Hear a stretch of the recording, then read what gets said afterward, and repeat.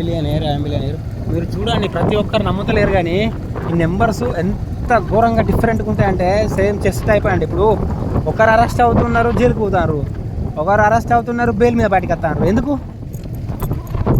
సెక్షన్లు కావచ్చు, డేట్ కావచ్చు అనుకుంటారా? కాదండి, ఆ పర్టిక్యులర్ డేట్ నాడు అరెస్ట్ చేయడం అన్నట్టు, బెయిల్ రాదు, అటే జైలు ఉండడం. అదే ఆ పర్టికులర్ డేట్ అతనికి గుడ్ అయింది అనుకోండి, బెయిల్ వస్తుంది. ఇది జరిగిందండి ఇప్పుడు తెలంగాణలో, మరి ఆంధ్రప్రదేశ్లో మొత్తం ఏ జరుగుతుంది అంటే ఏ టైంకు ఏ పర్సన్ జైలుకు పోవాలి, చనిపోవాలి, ఎవరు ఎప్పుడు పోవాలనేది మన గవర్నమెంట్ నిర్ణయించింది కాదు, నెంబర్స్ నిర్ణయించింది. మీరు అది నమ్మినా నమ్మకపోయినా అది నిజం. ఎందుకంటే అతనే బెయిల్కి ఎందుకు వస్తాడు, జైలు తింటాడు. జైలు ఉన్నారంటే చూడండి మొత్తం సిక్ అయిపోతాడు రండి. మీరు నమ్మినా నమ్మకపోయినా అది నిజం. జైలుకు పోయించిన తర్వాత మనిషి తీరులా ఉండలేడండి. సమ్ ఏదో జరుగుతుంది, అతనికి చావుకు దగ్గరికి వెళ్తున్నాడు అన్నట్టు ఇండైరెక్ట్గా.